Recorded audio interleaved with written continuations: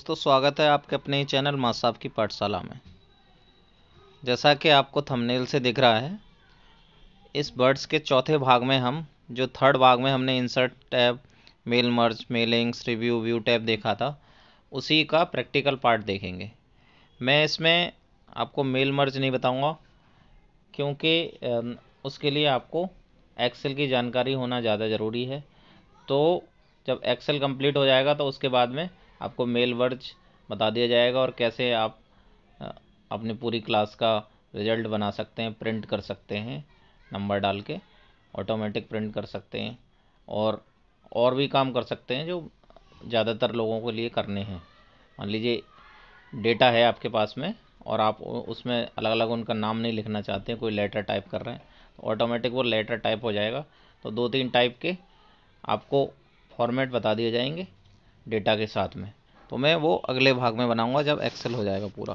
तो अब हम प्रैक्टिकल पार्ट को देखते हैं। तो टेक्स्ट बॉक्स की सहायता से आप अपने पेज पर कहीं पर भी कुछ भी एक बॉक्स में लिख सकते हैं। इसके लिए हम इंसर्ट मेनू में जाएंगे और टेक्स्ट बॉक्स पे क्लिक करेंगे। टेक्स्ट बॉक्स पे जैसे ही क्लिक करते हैं हमारे सामने कुछ पैटर्न दिखाई देते हैं कि हमारा टेक्स्ट बॉक्स किस तरह से होगा। और सिंपल लेना है तो मैंने सिंपल ले लिया है टेक्स्ट बॉक्स। इस टेक्स्ट बॉक्स पे जैसे मैंने क्लिक किया, हमारी स्क्रीन पे, हमारे पेज पे एक बॉक्स बन के आ गया। इस बॉक्स में कुछ चीजें पहले से लिखी है, इनको आप हटा दें और इसके अंदर आप जो भी लिखना चाहें, कोई भी टेक्स्ट इसके अंदर लिख सकते हैं और इसको पेज पर कहीं पे भी शिफ्ट कर सकते हैं, कहीं पर भी ले जा सकते हैं और इसकी फॉर्मेटिंग कर सकते हैं। फॉर्मेटिंग में इसके अंतर्गत इसमें कलर फिल कर सकते हैं, आउटलाइन ड्रा कर सकते हैं और भी कई सारी फॉर्मेटिंग्स इसमें कर सकते हैं। ये था हमारा टेक्स्ट बॉक्स। टेक्स्ट बॉक्स के बाद जो हमारा अगला मेनू है वह है वर्ड आर्ट का।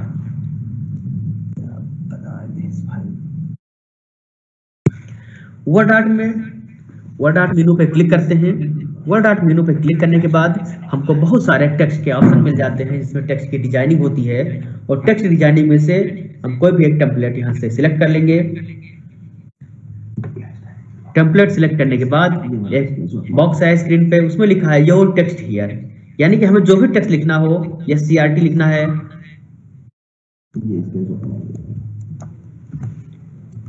आप कोई भी टेक्स्ट इसमें लिख सकते हैं और वो अलग अलग पैटर्न, अलग अलग डिजाइन में उसको डिजाइन कर सकते हैं।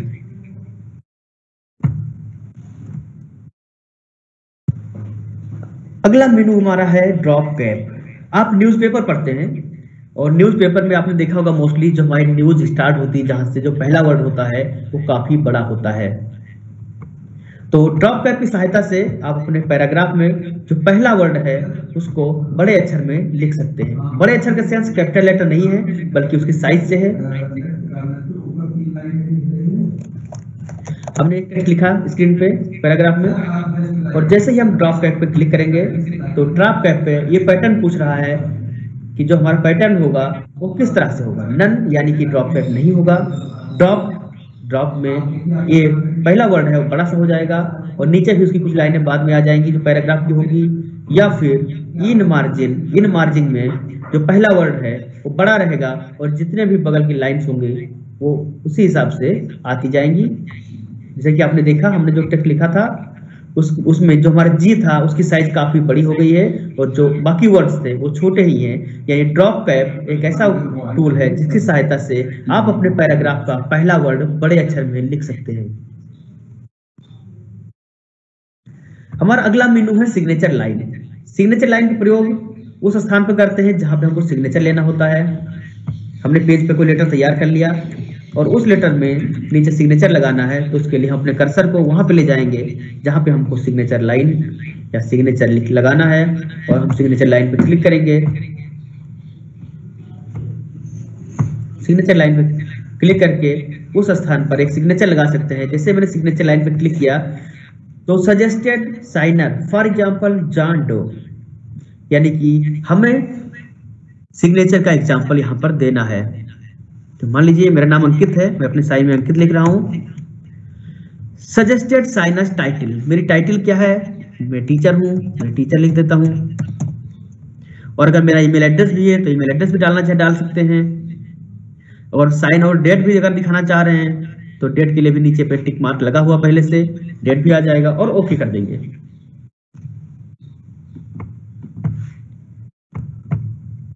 जैसे ही आप ओके करेंगे तो आपकी स्क्रीन पे वह सिग्नेचर आ जाएगा।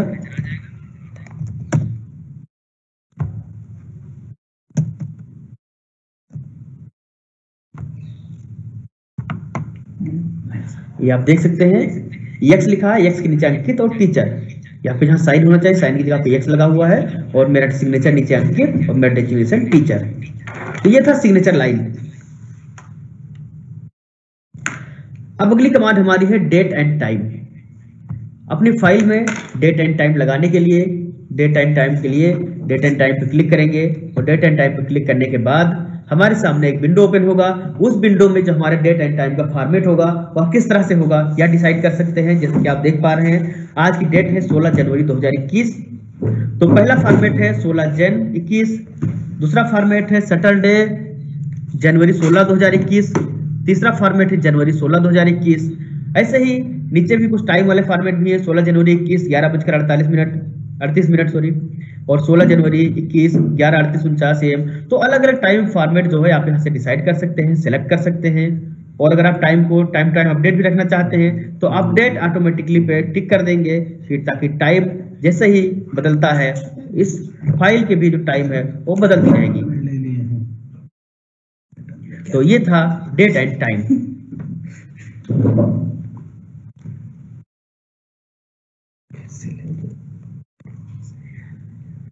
अगली कमांड पे चलते हैं इक्वेशन। गणितीय फार्मूला लिखने के लिए हमें बहुत सारे इक्वेशंस की जरूरत पड़ती है।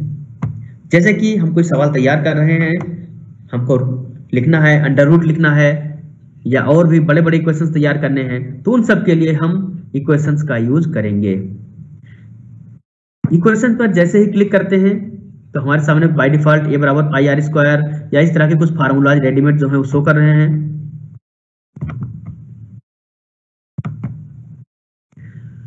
हम इक्वेशन पे क्लिक करेंगे। इक्वेशन पे क्लिक करने के बाद कुछ सिंबल्स स्क्रीन पे दिखाई दे रहे हैं, plus minus, infinite, is equal to, is not equal to, cross, divide, जो भी चीजें हैं मल्टीप्लिकेशन की, अभी बहुत सारे सिंबल्स हमारे स्क्रीन पे दिखाई दे रहे हैं। अगर हमें अंडर रूट लिखना है तो अंडर रूट के लिए रूट का ले लेंगे सिंबल। रूट पर हमने टिक किया, हमने लिख दिया 25, और ये हमारा रूट 25 ऑटोमेटिक हो जाएगा।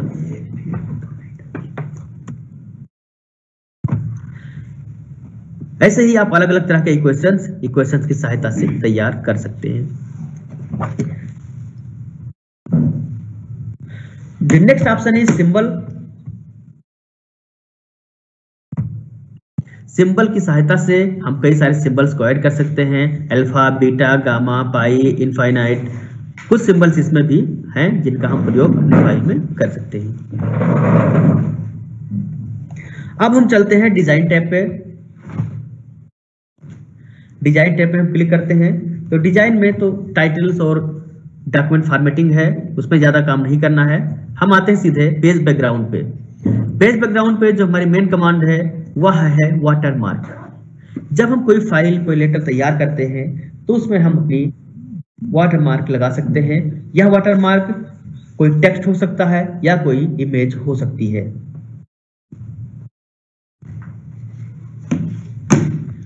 हम इसके लिए क्या करेंगे, वाटरमार्क पर क्लिक करेंगे।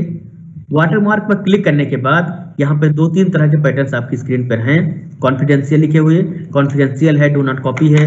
आप यहाँ से पैटर्न ले सकते हैं या फिर कस्टम वाटरमार्क की सहायता से अपना वाटरमार्क इंसर्ट कर लेंगे। कस्टम वाटरमार्क पे क्लिक किया,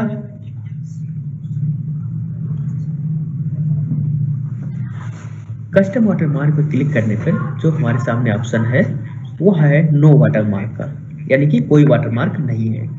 हमें अगर पिक्चर लेना है तो हम पिक्चर वाटरमार्क पर क्लिक करेंगे। पिक्चर वाटरमार्क पर क्लिक करने के बाद सेलेक्ट पिक्चर ऑप्शन की सहायता से कोई भी पिक्चर जो हमारे कंप्यूटर सिस्टम में सेव है उसको इंपोर्ट करा के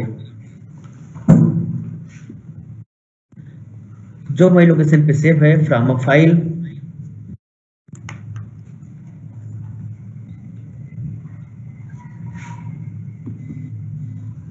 from file Bing image search one drive personal, तो हमें कंप्यूटर्स लेना है, फ्रॉम फाइल सिलेक्ट किया। फिर आपकी जिस लोकेशन पे कोई फोटो सेव है उसको बैकग्राउंड में लगाना चाहते हैं वाटरमार्क के रूप में तो उसको सिलेक्ट कर लेंगे।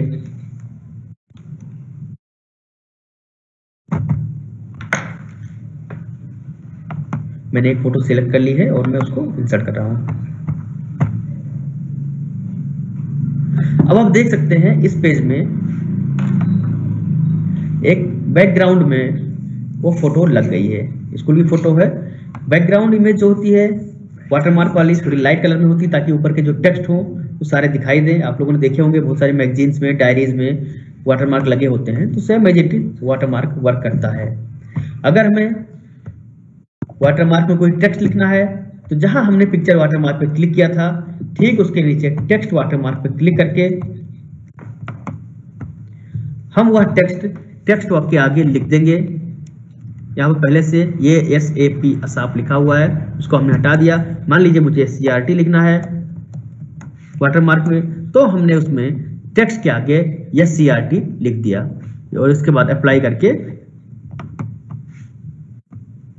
तो जैसे मैंने अप्लाई किया हमारे बैकग्राउंड में वाटरमार्क इंसर्ट हो गया है। हमारे जितने भी पेज होंगे सब में ऑटोमेटिकली यह वाटरमार्क आता रहेगा। अगर आप किसी पर्टिकुलर पेज पर वाटरमार्क लगाना चाहते हैं कि सब पे ना जाए तो आप वाटरमार्क पर क्लिक करेंगे, कोई पैटर्न सेलेक्ट करेंगे और पैटर्न पर सिलेक्ट करने के बाद राइट क्लिक करके insert at current document position, इस ऑप्शन का प्रयोग करके आप वाटरमार्क को केवल पर्टिकुलर पेज पे लगा सकते हैं। मैंने सेकंड नंबर पेज पे सिलेक्ट किया है, तो सेकंड नंबर पेज पे एक तो मैंने SCRT पहले से लगा रखा था और दूसरा कॉन्फिडेंशियल भी लग गया है। आप पहले वाला डिलीट भी कर सकते हैं।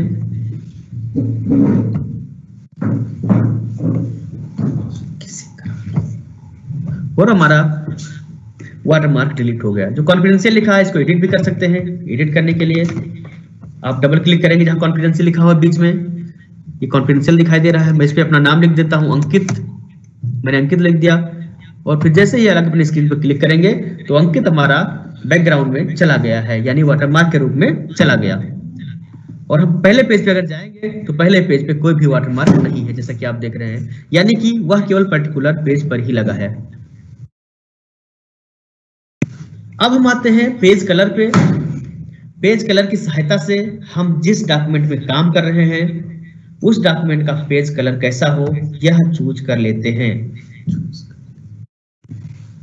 सपोज दैट मुझे यह पेज रेड कलर का चाहिए। मैंने जैसे ही रेड कलर पे टिक किया हमारा पेज रेड कलर का दिखाई देने लगा। येलो चाहिए, हमने येलो पे टिक किया और हमारा पेज येलो कलर में दिखने लगा। इस तरह से जिस भी कलर का हमें पेज चाहिए हम वह पेज कलर यहां से चूज कर सकते हैं। जो हमारी अगली कमांड है वह है पेज बॉर्डर। आप सभी जानते हैं पेज पे चारों तरफ से बॉर्डर लगा सकते हैं। बॉर्डर लगाने के लिए हम क्या करेंगे, माइक्रोसॉफ्ट वर्ड में डिजाइन टैब पे क्लिक करेंगे। डिजाइन टैब पे क्लिक करने के बाद पेज बैकग्राउंड ग्रुप में पेज बॉर्डर पर क्लिक करेंगे। पेज बॉर्डर पर क्लिक करने के बाद हमारे पास कुछ लेआउट्स स्क्रीन पे खुल के आती हैं कि हमको जो पेज बॉर्डर चाहिए वह किस तरह से हो। सपोज दैट मुझे बॉक्स चाहिए, यानी पेज के चारों तरफ एक बॉर्डर बन के आ जाए। हमने बॉक्स डिसाइड कर लिया, बॉक्स पे क्लिक किया, बॉक्स सिलेक्ट हो गया।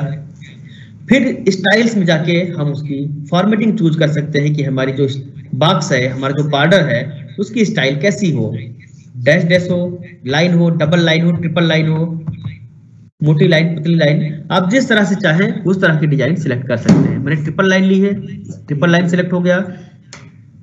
अब हमारा जो अगला कमांड है वह पूछ रहा है कि इसका कलर कैसा हो। जो हम बॉर्डर ले रहे हैं बॉर्डर किस कलर का हो, तो इसके लिए ऑटोमेटिकली सिलेक्ट है, ऑटोमेटिक में ब्लैक आता है। हम उसको रेड चाह रहे हैं तो हमने रेड पे कर दिया, तो यह बॉर्डर अब रेड कलर का आएगा।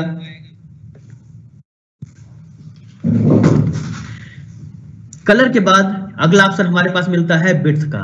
जो हम बॉर्डर ले रहे हैं उसकी चौड़ाई कितनी होनी चाहिए, यानी उसकी चौड़ाई यानी उसकी मोटाई।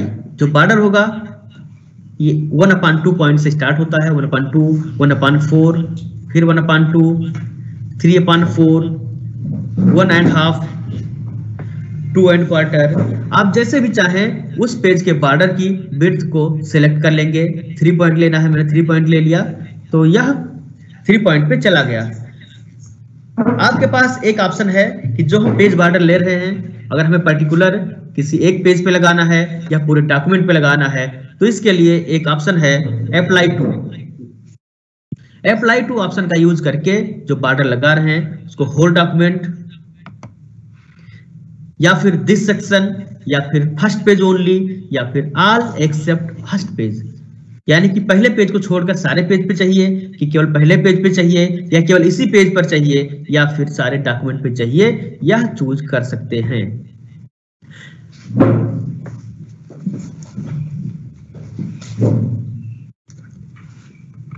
बॉर्डर्स में आपको शैडो, नीचे शैडो का ऑप्शन है, शैडो से आप बॉर्डर के शैडो को डिसाइड कर सकते हैं,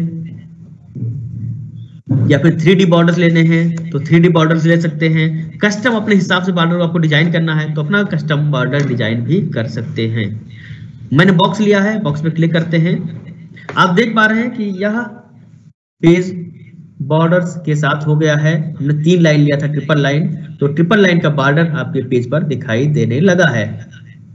और मैंने इसको अप्लाई टू होल डॉक्यूमेंट्स किया था, इसलिए यह जितने भी पेज होंगे यह सारे पेज में ऑटोमेटिकली लगता जाएगा। उम्मीद है आप लोग सीख रहे हैं, समझ रहे हैं चीजों को। अब हम चलते हैं अगले टैब में। जो हमारा टैब है वह है पेज लेआउट का। पेज लेआउट टैब में जो हमारी पहली कमांड है पेज सेटअप ग्रुप से, वह है मार्जिन। मार्जिन में हम पेज की मार्जिन्स, टॉप,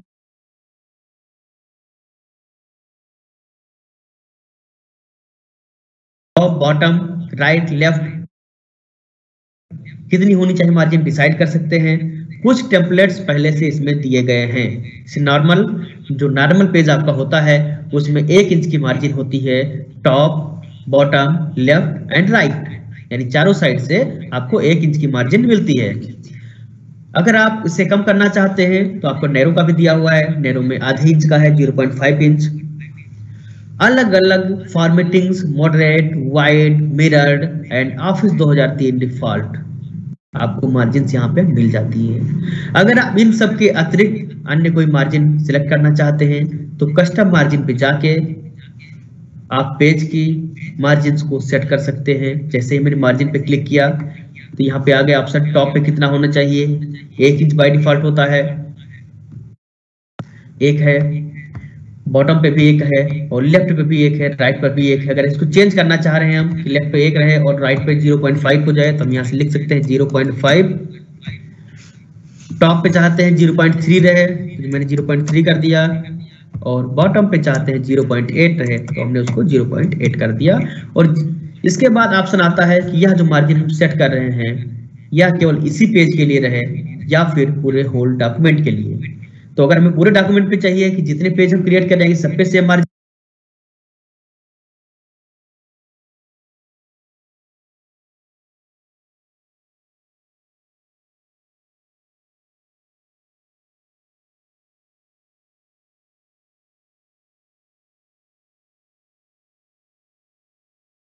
करेंगे, सब पे सेम मार्जिन रहे तो चूज कर सकते हैं, नहीं तो आप इसको दिस पॉइंट फॉरवर्ड पे क्लिक करके केवल इसी पेज के लिए कर सकते हैं। हमने जो मार्जिन चुनी है वो सारे पेज के लिए चुनी है, इसलिए हम ओके कर देते हैं। जैसे ही मैंने ओके किया आप देख सकते हैं इसके चारों तरफ की साइड की जो पोजिशनिंग है वो शिफ्ट हो गई है और इसका मार्जिन कम हो गया है, यानी कि जो लेफ्ट साइड राइट साइड का मार्जिन है वह एडजस्ट हो गया है जितना मैंने सेट किया था उसी के अकॉर्डिंग।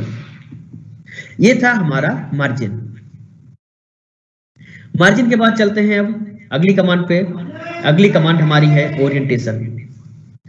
ओरिएंटेशन जैसा कि नाम से ही क्लियर है और जिस पे जो सिंबल लगा हुआ है उससे भी क्लियर है कि यह पोर्ट्रेट को लैंडस्केप या लैंडस्केप को पोर्ट्रेट में बदलने की क्षमता रखता है। तो हमने ओरिएंटेशन पे क्लिक किया। ओरिएंटेशन पे क्लिक करेंगे तो हमें 2 ऑप्शन मिलते हैं, पोर्ट्रेट और लैंडस्केप।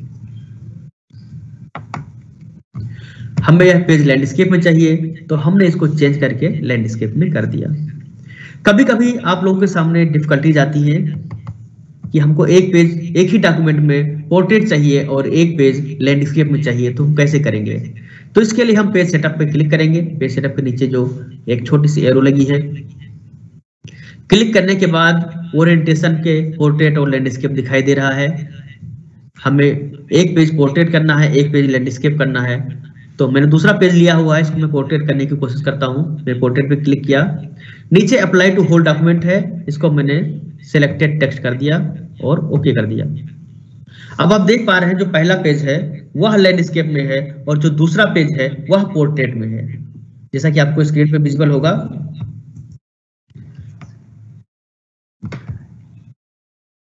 मैं जूम माइनस कर देता हूँ, जूम आउट करता हूँ थोड़ा सा। हाँ, अब आप देख पा रहे हैं जो ऊपर के पहले और दूसरे पेज हैं वह लैंडस्केप में है, लेकिन जो थर्ड पेज हमारा है वह पोर्ट्रेट में है। अगर हम सारे पेजेस को रखना चाह रहे हैं तो नॉर्मली ओरिएंटेशन पे क्लिक करके कर देंगे। अगर हम कुछ पेजेस की ओरिएंटेशन चेंज करना चाह रहे हैं then we have to go to page setup and then change it.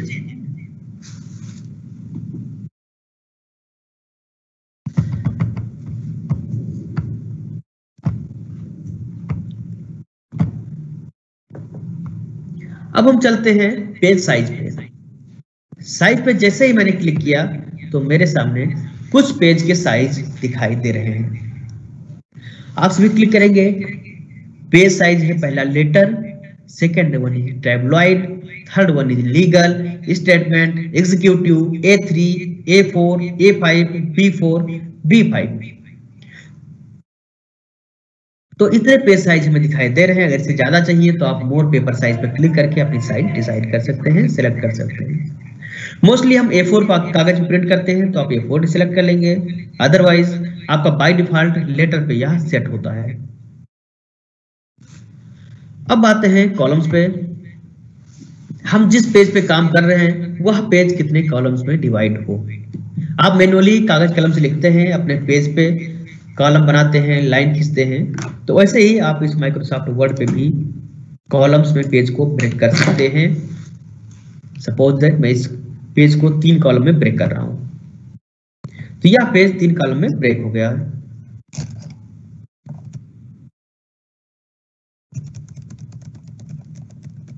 अब आप देख पा रहे हैं जो हम टाइप कर रहे हैं वो ऑटोमेटिकली लाइन चेंज होती जा रही है, क्योंकि यह 3 कॉलम में डिवाइडेड है और 3 कॉलम की वजह से जैसे ही एक पेज फुल होगा फिर ये दूसरे कॉलम में जाएगा, तीसरे कॉलम में जाएगा, ऐसे ही चलता जाएगा। यानी इस पेज को हमने 3 कॉलम में डिवाइड कर दिया है। यह पूरे पेज की लास्ट तक न जाके बल्कि जहां से कॉलम ब्रेक हुआ है वहीं तक जा रहा है केवल टेक्स्ट हमारा।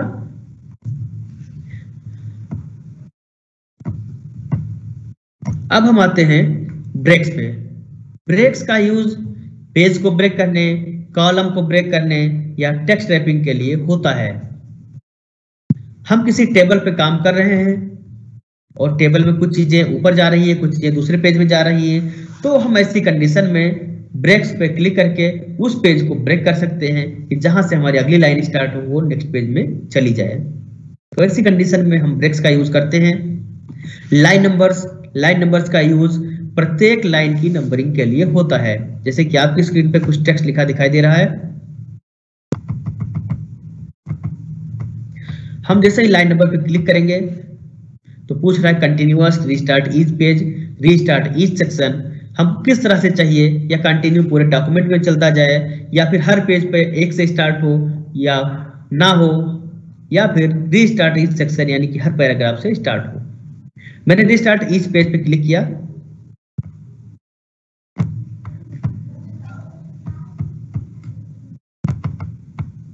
अब आप देख सकते हैं कि हर लाइन के पहले 1 2 3 यानी कि हमारे इस पेज में 3 लाइनें थी और उनके पहले 1 2 3 लिखा दिखाई दे रहा है। यानी लाइन नंबर्स की सहायता से यह हमारे पेज में लाइनिंग हो गई है। जो हमारा अगला कमांड है वह है हाइफनेशन का।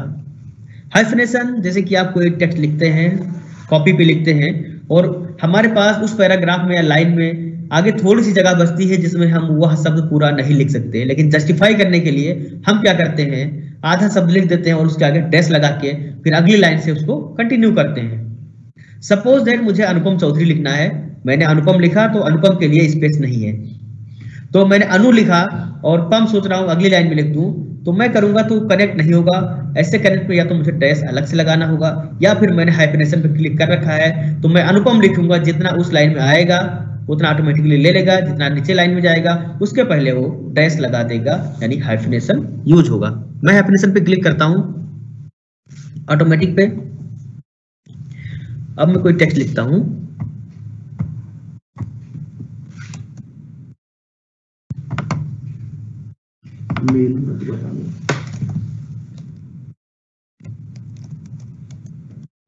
अब आप देख पा रहे हैं जो थर्ड लाइन थी जहां से ब्रेक हुआ, मैंने कोई भी वर्ड लिख दिया ऐसे ही, उसके बाद जहां से ब्रेक हुआ वहां पे ऑटोमेटिकली डैश आ गया, यानी हाइफन आ गया।